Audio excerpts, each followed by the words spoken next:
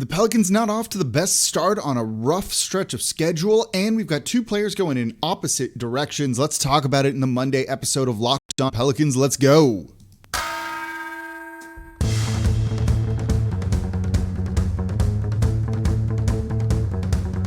You are Locked On Pelicans, your daily New Orleans Pelicans podcast, part of the Locked On Podcast Network, your team every day.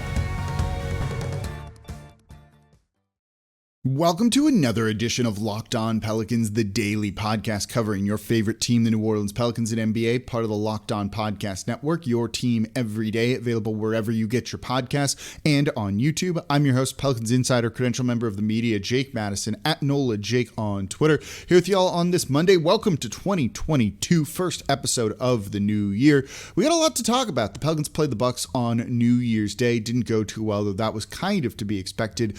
You got a really good game from Jaxson Hayes, but not a great game from Nickeil Alexander-Walker. I want to talk about those two players in particular because over this next 9 games or so, as guys are in and out of the lineup for New Orleans, they're going to be really key to the success or not success of this team. So we'll talk about those guys coming up, and of course the game and the schedule and why this stretch is so important to New Orleans. So thank you for making Locked On Pelicans your first listen every single day. We're free and available on all platforms 5 days a week. No paywall or anything like that. Just solid basketball talk Monday through Friday. Subscribe wherever you get your podcasts and on YouTube. Leave a 5-star review and tell a friend about the show. So the Pelicans started 2021 on New Year's Day with a game against the Milwaukee Bucks. And look, the Bucks were going to come into this one a little bit fired up. They were on a winning streak. They weren't going to let New Orleans take advantage of them like happened a couple weeks ago here in the Smoothie King Center in New Orleans. They were going to kind of prove a point and really go out and win this game. And look, New Orleans banged up. You had no Brandon Ingram, no Jonas Valanciunas. You know, I don't think there was too much to expect from this game, and we saw New Orleans compete for the first half, only down 8 on the road to the defending champion with a 2-time MVP. When you're playing without two of your best players right now, your 2 best players who are healthy and have played this year, not counting Zion, it kind of went the way we would have expected it. You got good performances from Herb Jones, I thought. 3 blocks, 3 steals. That's 14 straight games for him with a block, a Pelicans rookie record. You got Josh Hart back, who continued to show off some of that playmaking. 9 assists for him on the night. Again, working on the weak side. They swing the ball over to him. He can play make from there when that defense is moving a little bit. And then you had Jaxson Hayes, who had a strong game. 23 points, 7 boards from him. Aggressive, going for lobs, trying to score inside. I loved what you saw from him. We'll talk about him more in the next segment. And then you had Nickeil, who shot 4 of 16 for 13 total points. That's terrible efficiency, 0 assists, 5 rebounds, and 3 turnovers. This game just is what it is, right? You know, you're banged up. You're missing some guys with Brandon Ingram, who, by the way, is questionable for tonight's game. Same for Jonas Valanciunas, who, after being out with non-COVID related illness, then got put in health and safety protocols. He's listed as questionable when I'm recording this one. Still no Najee Marshall, no Kyra Lewis Jr. is out for the year.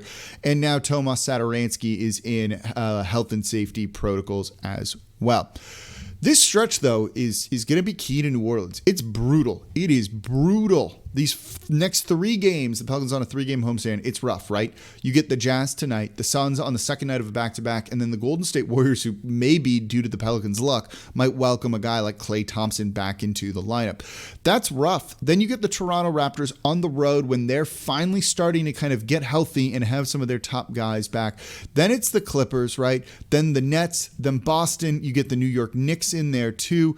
It's just a rough schedule for New Orleans. You get Minnesota in there. You know, it doesn't really ease up until like late January. This could make or break the Pelicans season. They've been keeping up with the rest of the West. They're still in contention for the 10th seed. They're not horribly far back from the 8th seed, even when you really start to look at it like that. They've been trending upwards, right? They have won now 10. They're 10-7 in their last 17. That's pretty good for a team that started terribly. But they've been beating up on easy competition. What that says is they're better than those teams. They should be. There's enough talent here with Brandon Ingram and Jonas Valanciunas to not be one of the worst teams in the league. Now, where do you fall in the rest of the NBA in that hierarchy, right? Are you a play-in tournament team? Are you a team that punches above your weight, or do you just kind of beat up on subpar competition? One, that's a good thing. Take care of business, right? But these next 10 games will tell us, I think, a lot about really what the expectation should be. Should it be the play-in tournament and playoffs, or should it really not be? I haven't been a proponent of tanking, but depending on how they go over these next 10 games, that might change. If all of a sudden they go 1-9, let's say, and we'll count the Milwaukee game, so that's the 10th game, yeah, maybe that's when you start to really reevaluate your priorities this season. They're going to compete. They're going to compete, right? Like, they are. They play tough for Willie Green. That game against the Cleveland Cavaliers really showed that. They've bought into what he is trying to say and trying to do, and they are not going to be an easy out.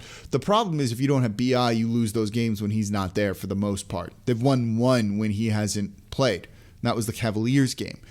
So you've got to try and have these role players step up. They're going to be the key guys. We've seen it from Garrett Temple. He had a good game against the Cavs. We've seen a flash or two here and there for Tomas Satoransky, right? It's going to be the Jonas Valanciunas show if he's back, but no BI. Josh Hart has stepped up his game.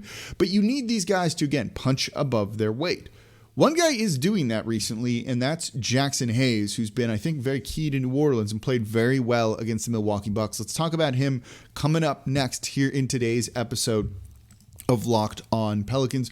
Before we get to that, though, today's episode of Locked On Pelicans is brought to you by Built Bar. It's the new year, so that means New Year's resolutions. And if yours is about getting fit or eating healthier, both of those are for me. Make sure you include Built Bar in your plan. Built Bar is a protein bar that tastes like a candy bar, maybe even better than a candy bar. And Built Bar makes it easy to stick to your New Year's resolution because it tastes so good. You're going to want to eat these things. Unlike other protein bars, which can be chalky, waxy, or even taste like a chemical spill, I've had some that are like metallic-y and they left my mouth feeling tingly, and that's terrible. You want to eat healthy, but it gets boring. So by like week 3, you're giving up and just saying it's not worth it. I want to have something good, and you break. You don't want something like that. Built Bar is the way to go. They're covered in 100% real chocolate. I buy these things with my own money. They are delicious. I look forward to eating one of these things every single day. And they mostly contain 130 calories, 4 grams sugar, 4 grams net carbs, and 17 grams of protein. Compare that to a candy bar, and Built Bar is going to look so much better, and they're going to taste better. So for the new year, have a stash of Built Bars whenever you need them to help you keep you on track for your New Year's resolutions. You can choose from coconut, almond, peanut butter brownie, raspberry, cookies and cream, salted caramel, mint brownie, which is one of my personal favorites, and so many more. And in fact, Built is always coming out with new limited time flavors, so check Built.com often to see what's new. Go to Built.com, use promo code LOCKED15 to get 15% off your next order. Again, that is promo code LOCKED15 for 15% off over at Built.com. All right, thank you for making Locked On Pelicans your first listen every single day. For your next listen, check out the Locked On Now podcast. You get nightly recaps of every NBA game with analysis from our local experts. If you want to catch up on what happened in the association the night before, you can't just do it by looking at box scores and seeing points and things like that. You need the context around the game. What's the big story? What's the big takeaway? Know what's going on around the league. Locked On Now is the way to do it. All of our hosts do like a quick minute recap of the game with their local perspective, knowing that team better than anyone else, especially the national media that's not following the team like those guys do. I have one for every single Pels game in there. So go listen to Locked On Now, available on Apple Podcasts, Spotify, or watch it on the Locked On NBA YouTube channel. All right, so we're talking about the Pelicans, this stretch for them coming up. 9 more really difficult games, a section of their schedule that really could define their season. But you've seen some guys step up, and one guy in particular has been Jaxson Hayes. A very big game against the Milwaukee Bucks, a career high in terms of points, 23 for him, 7 rebounds, which is big. He hasn't been the best rebounder in his career, but he can get it on the offensive glass. He's been more active on the defensive glass, and he was 9 of 12 from the field. He's seemingly starting to find that confidence again. He goes through a cycle, right? We expect big things from him. He comes into the season and doesn't play well, gets benched, loses some confidence, kind of goes through some weird mental growing pains there, then gets his chance again and makes the most of it. He did this last year. He got benched and dropped. And then for the final 20 or so games of the year, he played really, really well. Well, after this happened for him, he's starting to do it again. Look, it's not a large sample size, but you at least want to kind of see some of that growth, right? For the past 3 games, he's averaging 15 points per and 7 boards. He's doing it shooting 64% from the field. on 8.3 attempts per game, making 5.3. He's also getting to the free throw line over four times, and he's making all of them. He's perfect during this, right? Even the game where he scored under double digits, that was the Cavs game. He was a plus 22. He made an absolutely positive impact on that one, particularly with his defensive rebounding. The Pelicans need this. They need this. He looks lost at times defensively. Don't get me wrong. He shouldn't be playing the 4. They tried that a little bit against Cleveland, and he was out of sorts there. Let him just do what he does, which is try and block shots and be a deterrent at the rim and just be an energy pogo stick on the offensive side of the ball. A springy big that can go up for lobs, but can also put the ball on the court a little bit and occasionally can shoot a 3 and probably miss the 3. That hasn't really come around this season. Although last time he played Utah, he did hit 3 threes, which was kind of fun to do. So there's a chance for him to potentially have a big game in this one tonight. Although it's Rudy Gobert in the front line for the Jazz, they're very good. Look, just have a positive impact and continue to do that over this stretch. This is the stretch that probably defines Jaxson Hayes' season, maybe even his career. I think it's so important for him. He can't afford another benching. At that point, you've got to start to really think about trying to move him at the trade deadline and not extending him this offseason and signing him to a new contract or doing whatever it is you might want to do with him. That's not the type of player that you can really rely on. And again, I've said all season long, prior to the season starting, the key for this team was internal development, internal growth, right? That is what they needed to see. Jaxson Hayes was a big part of that. You wanted to see that from him. And you hadn't, but now you're starting to see it again. So is it a mirage or is it the real thing? Jax is going to tell you it's the real thing and he just needs his opportunity, right? You're getting that opportunity right now. You've got to make the most of it. He's done that, I think, over the past 3 games. Let's see if he makes it 4 or 5, 6, 7, 8, 9, however long it might be. Because, again, they need the depth here. They need other guys to step up. We've seen at times this team look competent and good. They're playing hard. That goes a long way. But you're not going to win games without talent. Jaxson Hayes is talented. He was drafted 8th for a reason. But can you harness that talent? Can you translate it into production on the court? He's been doing it, right? He's got to do it in this game if the Pelicans want to have a chance against the Utah Jazz, because he will get minutes.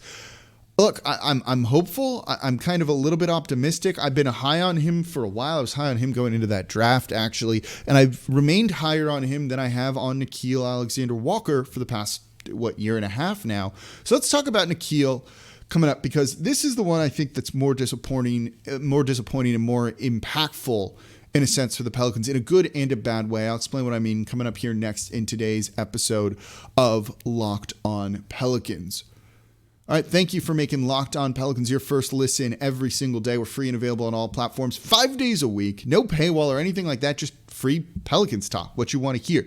There's a lot of places that aren't even doing it 1 day a week, 1 day a month. You're seeing people go silent. You're seeing things not get written. Or if you want to go get that writing, it's behind a paywall.